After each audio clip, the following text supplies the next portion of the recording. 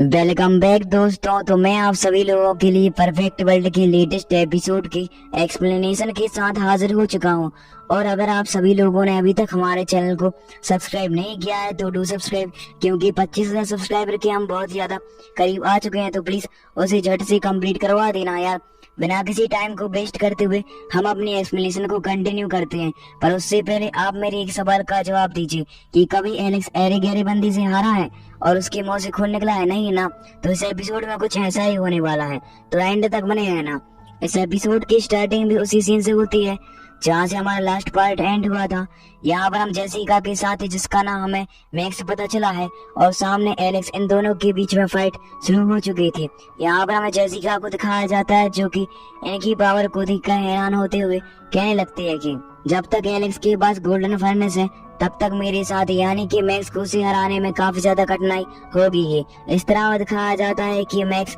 और एलेक्स के बीच में कॉम्बैट फाइट होना शुरू हो जाती है, जहां पर सबसे पहले तो मैक्स अपनी पावर का यूज करते साथ ही स्पेयर के साथ एलेक्स पर अटैक करने के लिए आता है। पर तभी जैसे ही एलेक्स अपने अटैक का यूज करते हुए उसके अटैक को डॉज करने का ट्राई करता है कि तभी वह टेलीपोर्टेशन टेक्निक की सहायता से एलेक्स के पीछे अपेयर होकर उस पर ही लात मार देता है, जिसकी वजह से यहाँ पर एलेक्स को उसका सामना करने में काफी ज्यादा ही तकलीफ हो रही थी। जबकि दूसरी तरफ हम देखते हैं कि एलेक्स इसके छोटे मोटे अटैक से हार नहीं मानता और वह अपनी पावर का यूज करते हुए इस पर से अटैक करने के लिए निकल जाता है। यहाँ पर हमें मैक्स को दिखाया जाता है जो कि एलेक्स के अटैक को नैलीफाई करने के लिए अपनी पावर का यूज करते साथ ही वहां पर अपना एक बहुत ही ज्यादा पावरफुल अटैक समन करना शुरू कर देता है, जिसकी वजह से उसके स्पेयर में इतनी ज्यादा स्पेशल पावर आसपास से कंज्यूम होकर एलेक्स पर अटैक करने के लिए निकल जाती है कि क्या बताएं। यहाँ पर हमें दिखाया जाता है कि जैसे ही वह अपने उस स्पेयर की स्पेशल पावर का यूज करते साथ ही एलेक्स पर अटैक करने के लिए आता है, तो इस तरफ हम देखते हैं कि एलेक्स भी अपने फर्नेस की सहायता से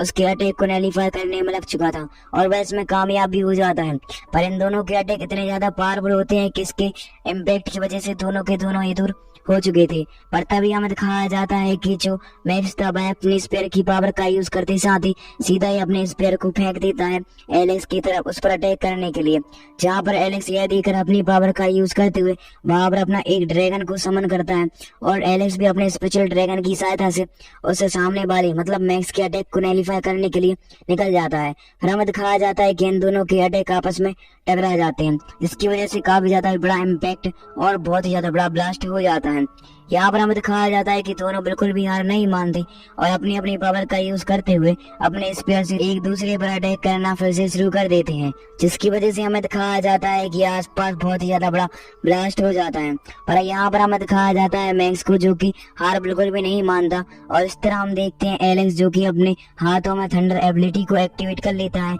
और उसके जो हाथ होते हैं उनमें थंडर एबिलिटी आ जाने के कारण वह मैक्स से फाइट करने के लिए निकल जाता है। यहाँ पर हमें दिखाया जाता है कि दोनों के दोनों ही अपनी अपनी कॉम्बैट फाइट यानी कि स्किल का यूज करते साथ ही फाइट कर रहे होते हैं, जहाँ पर हमें दिखाया जाता है कि एलेक्स जैसे ही अपनी पावर का यूज करते हुए मैक्स पर अटैक करता है तो मैक्स उसके अटैक को डॉज कर लेता है, जिसकी वजह से दोनों के दोनों ही दूर जाकर खड़े हो जाते हैं। और यहाँ पर मैक्स को लगने लगा था कि उसको तो कुछ भी नहीं हुआ है, पर यहाँ पर कहानी में ट्विस्ट आ जाता है, क्योंकि एलेक्स ने अपनी पावर का यूज करते साथ ही मैक्स को काफी ज्यादा इंजर्ड कर दिया था, जिसकी वजह से उसके हाथ में ब्लड की बूंदें आ जाती हैं और यह देखकर एलेक्स उस पर हंसना शुरू कर देता है। जबकि दूसरी तरफ हम देखते हैं जेसिका को, जो कि अपने साथी को हारता हुआ देखकर काफी ज्यादा हैरान हो चुकी थी। जबकि दूसरी तरफ दिखाया जाता है कि मैक्स अपनी इस हार को बर्दाश्त नहीं कर पाता और अपनी ब्लड की बूंद की सहायता से वहां पर अपना एक आर्टिफैक्ट बाहर निकालते हुए सीधा ही अटैक करने के लिए चला जाता है एलेक्स पर। इस तरह दिखाया जाता है कि आसमान पूरी तरह से ब्लैक हो चुका था और उसमें से आर्टिफैक्ट बाहर आकर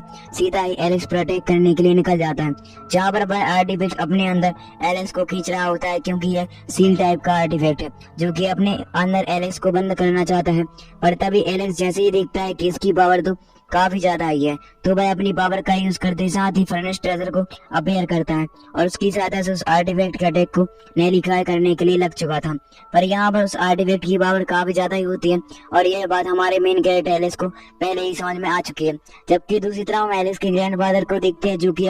कि एलेक्स को ऐसा कमजोर होता हुआ देखकर काफी ज्यादा ही हैरान हो चुके थे और वह सीधा ही अपने पोते की सहायता करने के लिए निकलने वाले होते हैं कि तभी एलेक्स उनसे मना कर देता है और कहने लगता है कि मैं अपनी लड़ाई खुद लड़ सकता हूँ। और ऐसा कहकर एलेक्स अपनी फर्निश्ड ट्रेजर की सहायता से उसमें से एक आइकॉनिक लेवल की ट्रेजर को बाहर निकालता है, जो कि सीधा ही जाकर मैक्स के आर्टिफैक्ट के चारों तरफ घूमना शुरू कर चुका था। इस तरह दिखाया जाता है कि एलेक्स के उस अटैक की वजह से मैक्स का आर्टिफैक्ट तो वहां पर नष्ट हो जाता है, पर यहाँ पर मैक्स की एक चाल थी, क्योंकि वह आर्टिफैक्ट के नष्ट होते साथ ही अपनी एक एबिलिटी का यूज करते हुए आकाश में से बहुत ज्यादा बड़ी थंडर ब्लास्ट करना शुरू कर देता है, जिसकी वजह से हम देखते हैं कि एक स्पेशल कोर में से बहुत सारी थंडर स्ट्राइक एलेक्स के ऊपर होना शुरू कर देती हैं, जबकि एलेक्स यहाँ पर प्रिपेयर बिल्कुल भी नहीं था, जिसकी वजह से उसके ऊपर थंडर स्ट्राइक आना शुरू हो जाती हैं और यहाँ पर एलेक्स उनको सहन नहीं कर पाता। फिर वह देखता है कि उसके ऊपर तो काफी ज्यादा ही थंडर स्ट्राइक हो रही है, तो वह अपने फर्नेस ट्रेजर को तुरंत ही एक शील्ड के रूप में इस्तेमाल करने का ट्राई करता है,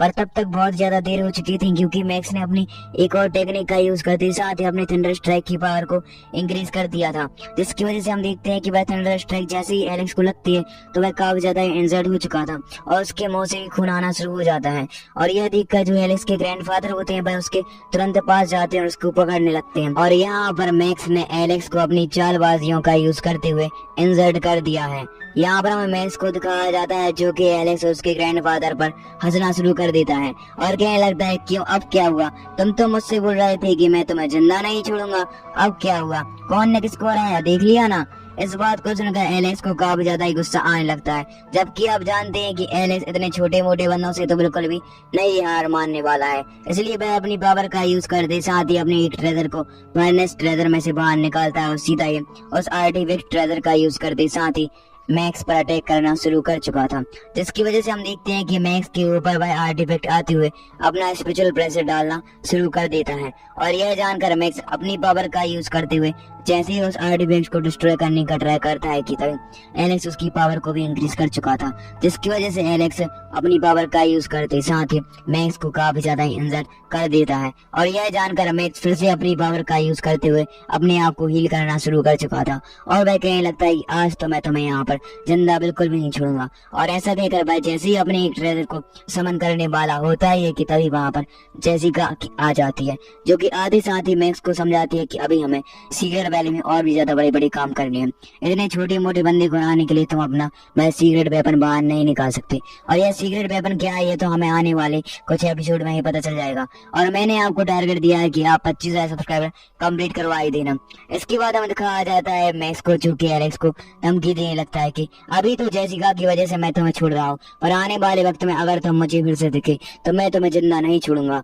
और ऐसा कहकर मैक्स अपने स्पेयर की सहायता से आकाश में एक टेलीपोर्टेशन एरेना क्रिएट कर देता है और सीधा उस टेलीपोर्टेशन एरेना की सहायता से निकल जाता है अपने दूसरे जानने के लिए। और यहाँ पर हमें एलेक्स को दिखाया जाता है जो कि अपने ग्रैंडफादर के साथ था, और वह कहने लगता है कि अब हमें यहाँ से तुरंत निकलना होगा, क्योंकि हम दोनों ने जब फाइट की थी तो उसके इम्पैक्ट काफी ज्यादा ही पावरफुल थे, जिसकी वजह से और भी ज्यादा पावरफुल सोल्जर्स यहाँ पर देखने के लिए जरूर से जरूरी आ रहे होंगे। इस बात को जानकर एलेक्स के ग्रैंडफादर एलेक्स वहां से निकल जाते हैं, जबकि दूसरी तरफ हम देखते हैं कि जैसे ही यह दोनों उस प्लेस से निकलते हैं तो वहां पर थंडर ट्री आ जाता है, और थंडर ट्री को तो आप जानते हैं क्योंकि एलेक्स ने अपनी पावर का यूज करते हुए थंडर ट्री का एक ट्रेजर को चुरा लिया था, और यहाँ पर थंडर ट्री एलेक्स को ही ढूंढ रहा है। शायद उसको पता चल गया है कि यह और किसी ने नहीं बल्कि एलेक्स ने ही चुराया था, क्योंकि एलेक्स ने तो उसे फायर क्लैन के बंदे को पकड़ा दिया हो। इसके बाद हमारा सीन यहाँ से कट हो जाता है, फिर हमें दिखाया जाता है इमॉर्टल टेम्पल में, जहाँ पर वही बंदा खड़ा हुआ होता है जो कि हमें लास्ट एपिसोड में देखने के लिए मिला था।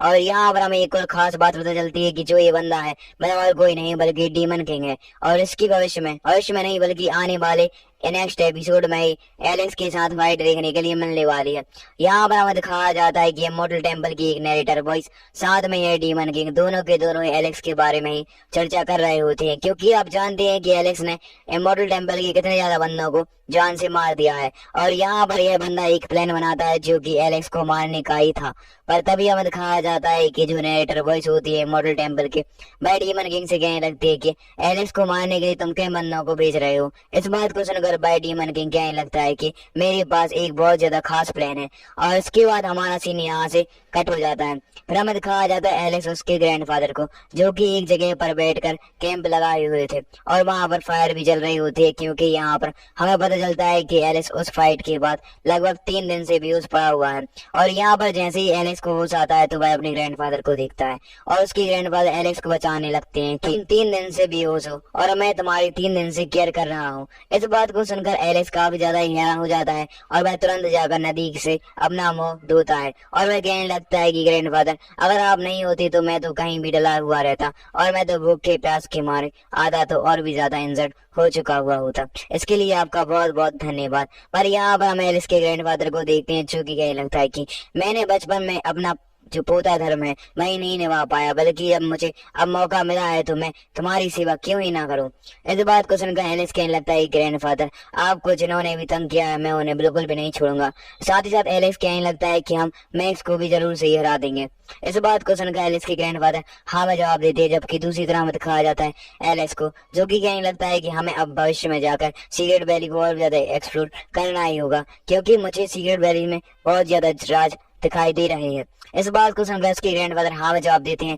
जबकि दूसरी तरफ वह अपनी पावर का यूज करते हुए एक बियर की बोतल लेकर आते हैं, जो कि अपने पोते एलेक्स को पीने के लिए देते हैं। तो हमें दिखाया जाता है कि जैसे ही एलेक्स उसे पीता है तो उसे फना लग जाता है, क्योंकि वह बियर काफी ज्यादा ही कड़क होती है। यहाँ पर हमें दिखाया जाता है एलेक्स को, जो कि कहने लगता है कि यह बियर नहीं बल्कि एक काढ़ा है, जिसकी सहायता से आप मेरे घाव को भरना चाहते हो। वह काढ़ा माना मुझे पसंद नहीं है। इस बात को सुनकर एलेक्स के ग्रैंडफादर उससे डांटते हुए कहने लगते हैं कि पहले एक बार तो अपनी इंजरी को तो चेक करो। इस बात को जानकर जैसे ही एलेक्स अपनी पावर का यूज करते हुए इंजरी को चेक करता है तो हाँ, उसकी इंजरी 80% कम्प्लीटली खत्म हो चुकी थी और यह जानकर एलेक्स काफी ज्यादा खुश हो चुका था। जबकि दूसरी तरफ एलेक्स के ग्रैंडफादर भी अपनी इंजरी को ठीक करने के लिए बाय बियर यानी कि काढ़े को पीना शुरू कर देते हैं। फिर हमें दिखाया जाता है कि यह दोनों ऐसे ही थोड़ी बहुत मस्ती करते हैं, साथ ही साथ प्लान बनाते हैं कि उन्हें फर्स्ट में क्या क्या करना है। इसके बाद हमारा सीन यहाँ से कट होकर एक जगह पर आता है, जहाँ पर हम देखते हैं एलेक्स के ग्रैंडफादर को, जो कि अपने सामने एक फर्नेस की सहायता से अपने कल्टीवेशन लेवल को इंक्रीज कर रहे होते हैं, जिसकी वजह से यहाँ पता चलता है कि एलेक्स के ग्रैंडफादर की एज 10 साल पीछे जा चुकी है, क्योंकि एलेक्स के फर्नेस ट्रेजर काफी ज्यादा ही कमाल का है। साथ ही साथ उनने अपने ट्रेजर का यूज करते साथ ही अपनी एज को कम कर लिया होता है, जिसकी वजह से हम देखते हैं कि उनकी इंजरी भी ठीक होती जा रही होती है। जबकि दूसरा फर्नेस के अंदर एलेक्स को दिखाया जाता है, जो कि अपनी पावर का यूज करते हुए अपनी स्पिरिचुअल पावर को इंक्रीज कर रहा था। साथ ही साथ जो बच्ची कुछ इंजरी होती है उसी रिपेयर करने में लग चुका था। और यहाँ पर आप देख ही सकते हैं कि एलेक्स अपने अलग अलग प्रकार के ट्रेजर का यूज कर रहा होता है अपनी इंजरी को कम्प्लीटली भरने के लिए। और यहाँ पर हमें दिखाया जाता है कि एलेक्स लगभग 5 से 6 घंटे तक उस फर्नेस के अंदर कल्टीवेट करने के लिए बैठा हुआ था, और जैसे ही वह बाहर आता है तो वहाँ पर वर्ल्ड में सिर्फ 5 मिनट ही बीते हुए होते हैं, क्योंकि यहाँ पर टाइम डायमेंशनल कुछ ज्यादा ही अलग चल रहा है। यहाँ पर हमें एलेक्स के ग्रैंडफादर को दिखाया जाता है, जो कि अपने अपीयरेंस को चेंज करते हुए एलेक्स से कहने लगते हैं कि अब वक्त आ गया है जहाँ सीक्रेट वैली को एक्सप्लोर करना ही होगा। साथ ही साथ यहाँ पर एलेक्स के ग्रैंडफादर उसे बताते हैं कि तुम्हारी इंजरी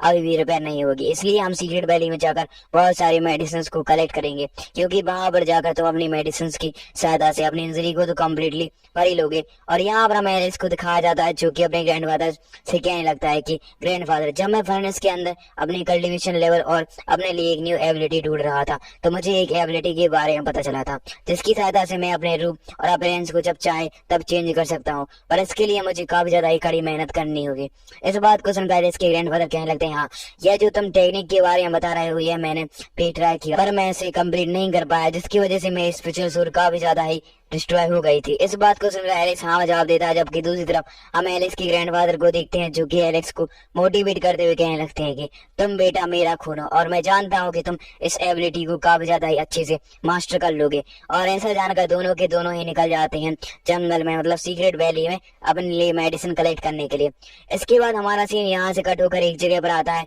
जहाँ पर हम देखते हैं कि एक रैबिट अपने लिए किसी प्रकार की मेडिसिन को खा रहा होता है। पर तभी वहां पर एलेक्स और उसके ग्रैंडफादर आ जाते हैं, जो कि आते साथ ही जैसे ही एलेक्स को वह खरगोश दिखता है तो वह अपनी पावर का यूज करते हुए उसे अपने पास पकड़ लेता है। और यहाँ पर वह रैबिट काफी ज्यादा ही हैरान हो चुका था और वह कहने लगता है कि मुझे जाने दो, जबकि दूसरी तरफ एलेक्स को एहसास हो जाता है कि यह कोई रैबिट नहीं है, इसलिए वह उसका मजाक बनाते हुए कहने लगता है कि ग्रैंडफादर चलो तो हम बाहर जाकर इसको पका कर खाते हैं, क्योंकि मैंने 3 दिन से कुछ भी नहीं खाया है तो मुझे तो यह रैबिट भी चलेगा। इस बात को सुनकर वह रैबिट काफी ज्यादा ही हैरान हो जाता है, जबकि दूसरी तरफ वह जैसे ही देखता है कि एलेक्स उससे पका पकाकर ही खाने वाला है। इसके बाद हमारा सीन यहाँ से कट हो जाता है। फिर हमें दिखाया जाता है एक जंगल में, जहाँ पर हम 2 वॉरियर को देखते हैं और यह वॉरियर कह रहे होते हैं कि हमारा मकसद हमसे बहुत ज्यादा करीब आ चुका है। और इसका राइट से थोड़ी देर बाद आपको पता चली जाएगा कि ये दोनों के दोनों बंदे किसे ढूंढ रहे हैं। इसके बाद हमें दिखाया जाता है एलेक्स को, जो कि इस रैबिट को जैसे ही खाने वाला होता है कि भाई रैबिट अपने रियल रूप में आ जाता है, जो कि एक लड़की होता है। और वह कहने लगता है कि तुम मुझे क्यों खाना चाहते हो, मैं तो यहाँ पर मेडिसिन कलेक्ट करने के लिए आई थी। इस बात को सुनकर एलेक्स कहने लगता है हाँ, जो मेडिसिन तुम खा रही हो वह मुझे भी चाहिए। यह सुनकर जो रैबिट होता है वह कहने लगता है कि पहले तुम बताओ तुम कौन हो। इस बात को सुनकर एलिस उससे सेम क्वेश्चन पूछता है, तो भाई रैबिट बताने लगता है कि मैं होली रैबिट। और इस बात को सुनकर एलेक्स अपनी पावर का यूज करते साथ ही वहां पर अपने डिवाइन विंग्स को बाहर निकाल लेता है। और उसे देखकर वह लेडी रैबिट काफी ज्यादा ही हैरान हो चुकी थी। और वह जैसे ही डिवाइन विंग्स को टच करती है तो वह कहने लगती है कि आप तो बहुत ज्यादा पावरफुल हैं और मैं आपको एक बात बता देना चाहता हूँ जिसके बदले आप मुझे छोड़ देना। इस बात को सुनकर एलेक्स हाँ जवाब देता है और कहने लगते हैं हाँ, अगर तुम्हारी इन्फॉर्मेशन मुझे अच्छी लगी तो मैं तुम्हें जाने दूंगा। यह सुनकर रैबिट बताने लगता है कि आप पर कुछ लोग अटैक करने के लिए आ रहे हैं, क्योंकि जब जंगल में मैं भटक रही थी तो मैंने 2 लोगों को आपके बारे में ही बात करते हुए सुना था। और यहाँ पर ऐसा कहकर रैबिट तुरंत ही वहां से निकल जाता है। जबकि दूसरी तरफ जैसे ही रैबिट यह बात को बताता है तो वहां से अटैक करने के लिए भाई दोनों वॉरियर आ जाते हैं, जो कि आते साथ ही जैसे ही एलेक्स पर अटैक करते हैं पर एलेक्स और उसकी ग्रैंडफादर दोनों के दोनों ही अपनी पावर का यूज करते हुए थंडर स्ट्राइक देना शुरू कर देते हैं, जिसकी वजह से हम देखते हैं कि भाई दोनों के दोनों बंदे वहां पर मारे जाते हैं। पर चूंकि ये इमॉर्टल क्लैन से बिलोंग करते हैं इसलिए उन दोनों के फेदर सीधा ही जाकर निकल जाते हैं। और यहाँ पर एलेक्स को बहुत ज्यादा गुस्सा आ रहा था, क्योंकि वह जिसको भी मारता है उसके फेदर सीधा ही निकल जाते हैं और वह फिर से जिंदा होकर उस पर ही अटैक करने के लिए आ जाते हैं। और यहाँ पर एलेक्स समझ जाता है कि मुझे इसकी जड़ को पकड़ना होगा, क्यों आखिरकार कौन हम दोनों पर अटैक करवा रहा है। और ऐसा कहकर एलेक्स उनका पीछे करना शुरू कर देता है। इसके बाद हमारा सीन यहाँ से कट हो जाता है। फिर हमें दिखाया जाता है इमॉर्टल टेम्पल में, जहाँ पर हम देखते हैं कि 2 टाइप के डायमेंशनल बन चुके थे, जिसकी वजह से यहाँ पर हमें दिखाया जाता है कि जैसे ही वह दोनों के दोनों बंदों के फेदर वहां पर आते हैं और वह अपना रियल रूप धारण करने ही वाले थे कि तभी एलेक्स अपनी पावर का यूज करते साथ ही वहां पर 2 निडल की सहायता से सीधा ही उन दोनों बंदों पर अटैक कर देता है, जिसकी वजह से हम देखते हैं कि भाई वहां पर मर जाते हैं। और यह जानकर इमॉर्टल टेम्पल का एक एलर जो कि टेलीपोर्टेशन अरेना की सहायता से यह सब देख रहा था वह हैरान हो जाता है और वह कहने लगता है एलिस आखिरकार तुम आई गए। जबकि दूसरी डायमेंशन में दिखाया जाता है कि उन दोनों बंदों की बॉडी के सामने डीमन किंग खड़ा हुआ था। और डीमन किंग यहाँ पर एलेक्स को नहीं देख सकता, क्योंकि यहाँ पर 2 टाइप के डायमेंशनल एक्टिवेट हो चुके हैं, जिसकी वजह से एलेक्स दूसरे डायमेंशनल में जबकि यहाँ पर डीमन किंग दूसरे, पर यह दोनों एक दूसरे को देख नहीं सकते बस सुन सकते हैं। तो यहाँ पर डीमन किंग उन दोनों बंदों की मृत्यु देखकर एलेक्स से कहने लगता है कि आखिरकार तुम यहाँ पर आई गए, मेरी चाल कामयाब हो गई। और अभी थोड़ी देर पहले डीमन किंग इसी चाल के बारे में बोल रहा होता है। और यहाँ पर हमें एलेक्स को दिखाया जाता है जिसकी एंट्री काफी ज्यादा ही लाजवाब होती है, क्योंकि वह अपने स्पेयर का यूज करते साथ ही वहां पर आ चुका था। और उसको आप देख ही सकते हैं, क्योंकि एलेक्स उससे कहने लगता है कि तुम जो भी हो मेरे सामने आओ, क्योंकि मैं तुम्हें आज मार कर ही रहूंगा। और यहाँ पर हमें दिखाया जाता है कि एलेक्स के साथ उसके ग्रैंडफादर बिल्कुल भी नहीं आए हुए होते हैं। शायद हमें नेक्स्ट एपिसोड में उसके ग्रैंडफादर को देखने के लिए मिले। और इस वीडियो के एंड में हमें जैक की कुछ झलक दिखाई गई, जिससे आप अंदाजा लगा ही सकते हैं कि नेक्स्ट एपिसोड काफी ज्यादा इंटरेस्टिंग होने वाला है, क्योंकि इसी के साथ हमारा ये पार्ट यहीं पर एंड हो जाता है। इसका नेक्स्ट पार्ट जब भी आएगा तो मैं सबसे पहले अपलोड कर दूंगा। Thank you for watching and keep supporting. मिलते हैं नेक्स्ट वीडियो में। जिन लोगों ने अभी तक सब्सक्राइब नहीं किया है तो डू सब्सक्राइब। क्या कर रहे हैं, सब्सक्राइब करना कंपलसरी होता है यार।